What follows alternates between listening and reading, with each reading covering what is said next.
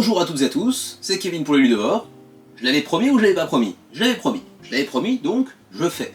Il faut tenir ses promesses. Donc, pour boire et déboire, 2 fois consécutivement. C'est beau.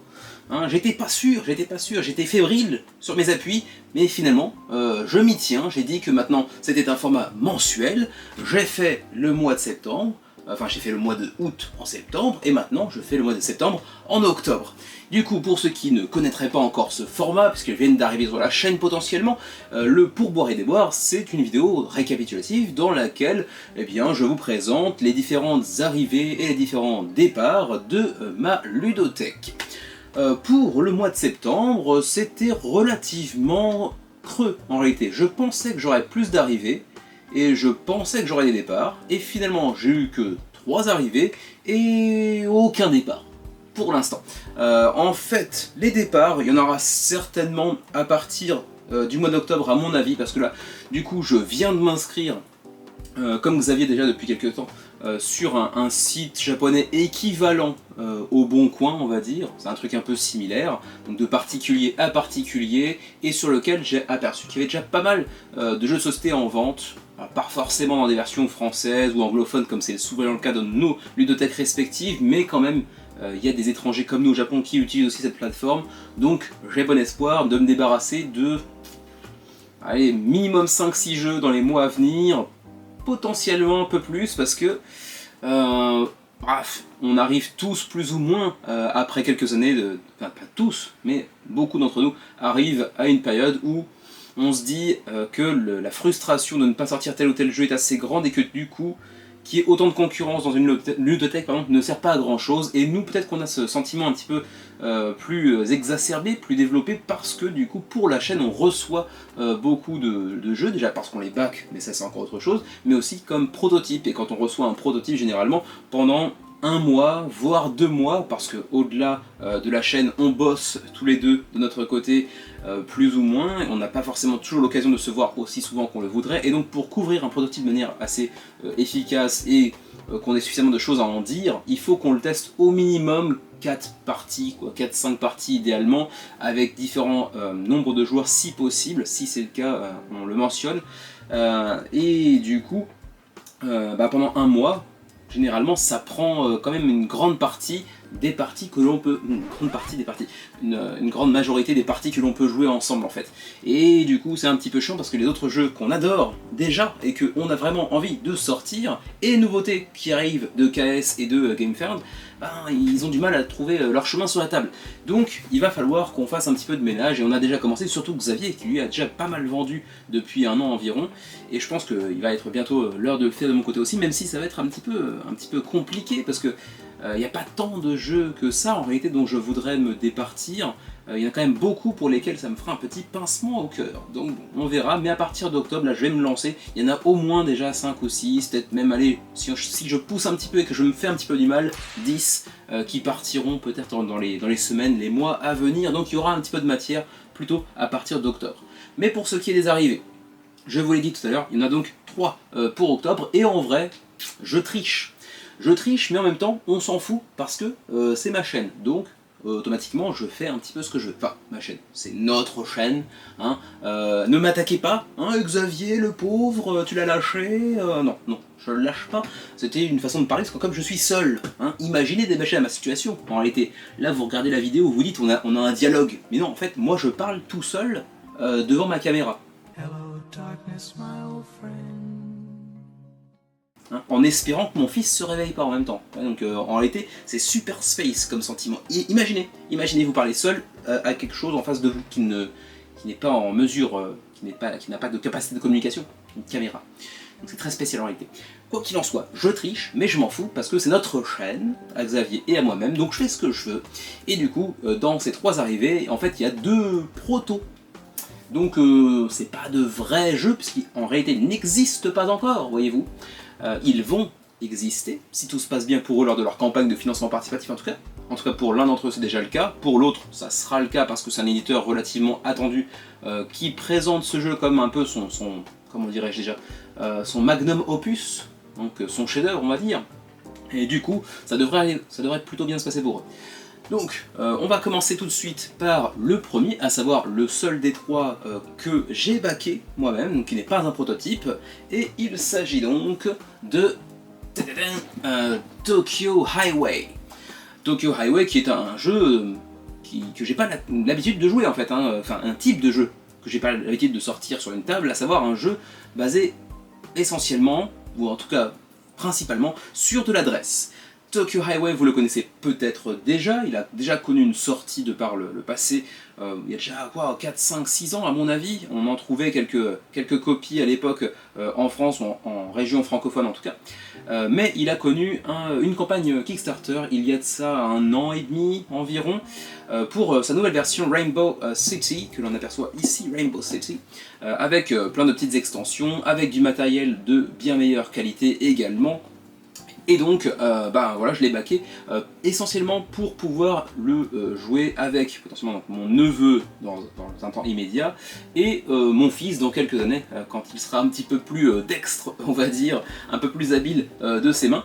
Mais même si je ne suis pas un grand fan sur le papier des jeux de dextérité, celui-ci me paraît quand même assez fun. On va donc bâtir un paysage urbain Tokyo, bien évidemment, et si vous le savez, ou si vous ne le savez pas d'ailleurs, à Tokyo, comme à Osaka et beaucoup d'autres grandes villes japonaises en réalité, comment dirais-je, les autoroutes passent au milieu de la ville, et en fait elles sont en hauteur, donc en fait elles vont passer dans la ville mais à hauteur de bâtiments quoi.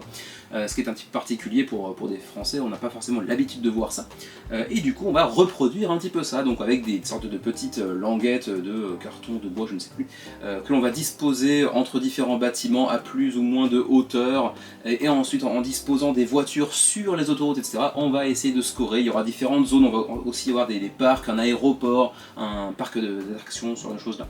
Donc pas mal de petits...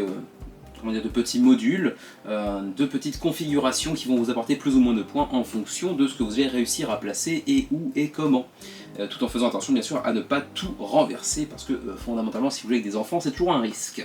Voilà pour ce qui est donc de Tokyo Highway, pas encore testé. Je sais que même Xavier qui n'est pas fan non plus de jeux d'adresse, de dextérité, est quand même un tout petit peu intéressé par Tokyo Highway, donc même avec lui éventuellement on pourra le tester. Ça fera potentiellement un jour l'occasion d'une saveur japonaise, cette série de vidéos dans laquelle on vous parle de jeux japonais, et ça fait bien longtemps qu'on n'en a pas sorti, il faudra y remédier à terme. Donc voilà pour Tokyo Highway avec donc, cette nouvelle version Rainbow City. C'est donc pour 2 à 4 joueurs, c'est pour 30 minutes la partie et c'est pour du 8 ans et plus. Ensuite, après Tokyo Highway, on va donc passer aux 2 prototypes que j'ai mentionnés tout à l'heure. Le premier étant déjà actuellement en cours de campagne sur Kickstarter depuis 2 semaines environ, il s'agit de Eternal Dex. Alors vous allez me dire, c'est déjà sur Kickstarter et pourtant vous n'avez pas encore parlé du proto. Et oui, parce qu'en réalité, on a reçu le proto genre 2 ou 3 jours avant le début de la campagne, la promesse étant, pour le coup, de faire une vidéo avant la fin de la campagne. C'est ce que nous a demandé l'auteur lorsqu'il nous a envoyé cette copie du proto. Du coup, c'est ce qu'on va tâcher de faire. Pour l'instant, on n'a fait qu'une partie, donc il va falloir qu'on se manie un petit peu le fion, que l'on se sorte les doigts du fondement, pour faire une deuxième, troisième, quatrième partie potentiellement, et ensuite une vidéo assez rapidement dans la foulée. Et pour le coup c'est un jeu extrêmement difficile à présenter en réalité. Bon, la campagne est actuellement déjà en cours sur KS, sur Kickstarter, je vous mettrai peut-être le lien en description d'ailleurs.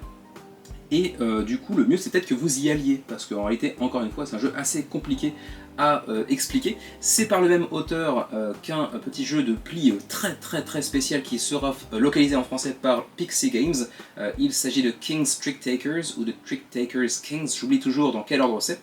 Mais jeu très particulier dans le sens où c'est un jeu donc collaboratif, coopératif, bon, c'est la même chose, coopératif, dans lequel vous allez partir avec une main de cartes très légère, et avec ces mains de cartes autour de la table vous allez devoir réveiller des divinités. Vous en apercevez quelques-unes ici sur la boîte centrale, avec derrière quelques illustrations du jeu en question. Peut-être que je mettrai des inserts vidéo pour que ce soit un petit peu plus lisible on va dire. Et donc vous allez essayer de les réveiller. Si vous les réveillez, ils vont vous infliger une malédiction que vous devrez ensuite, enfin vous pourrez en tout cas essayer de calmer, parce que sinon ça va vous faire ça va vous mettre des bâtons dans les roues dans votre progression. Mais en tout cas, lorsque vous réussirez à les éveiller, eh bien ils vont vous refiler un paquet de cartes. Et du coup, vous pourrez continuer à progresser, puisque une fois une carte utilisée, elle va dans une défausse commune que vous ne retrouverez pas. Donc plus vous utilisez des cartes pour éveiller des divinités, moins vous avez de cartes pour le faire. Et du coup, il faudra absolument résoudre justement ces divinités, les réveiller pour pouvoir obtenir une nouvelle carte. Sauf que ces nouvelles cartes, un seul joueur, celui qui a réveillé la divinité, va pouvoir l'ajouter à son paquet. Donc il va falloir essayer de jouer dans un rythme, comment dirais-je, adapté pour que de temps en temps ce soit moi, de temps en temps ce soit lui, de temps en temps ce soit elle par exemple, qui puisse obtenir de nouvelles cartes dans son paquet. Sinon, on est mal barré. Sachant que pour réveiller différentes divinités, il va falloir eh bien, simplement poser des cartes devant ces divinités dans une frise. Il y aura 3 étages et chaque étage a des prérequis, a des règles particulières qui vont changer de partie en partie. Donc sur le premier étage par exemple, il faudra forcément placer des cartes en ordre croissant, donc ce sera de 1 à 7 ou 10, ça dépend du nombre de joueurs aussi. Mais ensuite, la deuxième frise vous dira le contraire par exemple, ou la troisième vous dira que ce sera forcément des chiffres pairs ou impairs par exemple. Et vous n'avez aussi jamais le droit de mettre 2 fois la même couleur ou 2 fois le même chiffre consécutivement par exemple, ce genre de prérequis également. Donc un jeu assez particulier, coopératif, avec une main qui sera toujours en équilibre instable, avec une quantité de cartes très très limitée au début. Super intéressant. Je dis pas que je suis forcément, et encore moins Xavier, le public, le cœur de cible de ce type de jeu là, mais super intéressant malgré tout. Assez unique, et je pense que c'est Pixie qui nous a mis en relation avec l'auteur de Eternal Dex, même si j'avais backé leur jeu précédent, parce que du coup je pense, hein, c'est pas encore officiel, mais Pixie ayant fait King's Trick Takers Kings, je pense qu'ils s'ils l'ont présenté pour Eternal Dex, c'est qu'ils vont certainement faire une VF, mais bon, ça c'est à confirmer, à vérifier. En tout cas, rien d'officiel pour l'instant, donc prenez ça avec des pincettes. Mais j'imagine qu'à terme, on aura potentiellement une version en VF de Eternal Dex, même si, comme pour Trick Takers Kings, il y aura peut-être une refonte totale visuelle, parce que c'est vrai que c'est une DA très clivante qui plaira pas forcément autant en Occident qu'elle ne pourrait plaire au Japon par exemple. Il me semble que pour l'instant, au moment où je m'enregistre, c'est-à-dire le 1er octobre, je crois qu'on est à environ 800 contributeurs sur KS, donc une campagne qui se passe plutôt pas mal, parce qu'on est encore une fois sur un jeu assez clivant visuellement, et qui, en termes de gameplay, de mécanisme, est assez difficile à expliquer en réalité. Voilà donc pour Eternal Dex, on vous en reparle donc très prochainement sur la chaîne, puisqu'il reste environ 1 semaine et demie, 2 semaines, donc il va falloir qu'on bourrine un petit peu avec Xavier dans les jours à venir. Et le troisième et dernier jeu, le deuxième prototype du jour, c'est un gros par contre là, hein, et c'est donc le fameux chef-d'œuvre de l'éditeur. Alors je mets des guillemets parce que pour l'instant c'est à vérifier, on a fait que 2 parties Xavier et moi-même. La première on l'a pas terminée, la deuxième il nous manquait 20 minutes je pense pour terminer et faire le scoring en gros, mais c'est un gros jeu, et le truc c'est qu'on l'a testé les 2 fois pendant une pause du boulot, pause qui dure on va dire 2h30 environ, il faut compter l'installation et le rangement, et c'est un jeu qui prend au moins 2 heures je pense. C'est le plus gros jeu de l'éditeur et de l'auteur à ce jour. Il s'agit de... ça pèse un âne mort, de Sweetlands. Sweetlands, c'est le nouveau jeu, le prochain KS de Uchiba Koya. Vous en avez certainement déjà entendu parler si vous suivez la chaîne depuis un petit moment. C'est l'éditeur entre autres de Aqua Garden ou encore de Ostia, de Biohack par exemple également, dont j'espère au moins un va voir le jour en VF également à l'avenir, mais c'est pas encore officiel donc chut, je me tais. Quoi qu'il en soit, leur prochain projet, il s'agit donc de Sweetlands, qui est un gros jeu expert avec quelque chose qui pourrait s'apparenter à du placement d'ouvriers, enfin de la sélection d'actions, un petit peu original puisque le coût va différer en fonction de l'ordre dans lequel vous allez vous placer sur l'action en question. Gestion de main, vous aurez masse de cartes avec masse d'effets. Les cartes en plus auront différents usages, différentes utilisations possibles. Il y aura de la gestion de ressources bien évidemment. Et qu'est-ce que c'est que Sweetlands en termes de thématique? Eh bien vous allez construire une ville, ou en réalité plutôt une région, mais sauf que ce sont des régions basées sur des bâtiments et des installations, des équipements qui sont tous en pâtisserie. en sucrerie. Ça va être des gâteaux en gros, avec de la symétrie, avec plein de personnages qui auront chacun leur propre spécificité. Ça vient mêler plein de mécanismes, quoi. Au-delà de la pose d'ouvrier, de l'action, enfin de la sélection d'actions, de la planification, de la gestion de ressources, on a aussi de la construction de route, on pourrait dire ça comme ça, de la course aux objectifs, donc il y a quand même plein de trucs. Ça dure donc officiellement, parce que moi je vous ai dit 2 heures, 2 heures et demie, sur le proto c'est écrit 100 à 200 minutes la partie. C'est pour 1 à 4 joueurs, donc il y aura bel et bien un mode solo, et c'est pour 14 ans et plus, parce que oui, on est ici sur un gros expert qui tâche, avec une très belle DA pour le coup. Moi je suis assez comment dirais-je, je suis pas forcément le cœur de cible de ce genre de DA là, mais je reconnais le talent de illustrateur, je ne sais plus pour le coup, mais j'aime bien la couve, j'aime bien la DA. Pour l'instant, ce que je peux dire après 2 parties, purement à propos du visuel donc pour le coup, et de la thématique, qui pour le coup n'ont pas de rapport avec le gameplay directement, donc je peux en parler d'ores et déjà, c'est que la thématique, on est sur un gros jeu euro, donc ça on vous en reparlera de toute façon dans la review, c'est sûr et certain, parce que je crois que vous aviez la même opinion là-dessus que moi, c'est que c'est un gros jeu expert, très euro, mais peut-être un peu trop dans le sens où la thématique, vraiment on s'en fout. Et du coup ça pourra séduire certaines personnes, ça pourra en écarter d'autres, en faire fuir d'autres, parce que vraiment on est sur une thématique hyper choupi, avec un design vraiment très bien fuselé, c'est très joli, hein, il n'y a pas de problème là-dessus, la DA est vraiment clean, mais en réalité, est-ce que on a l'impression de construire une ville ou une région faite de gâteaux, de bonbons, de pâtisseries, etc. Pas vraiment, on s'en fout un petit peu, très honnêtement.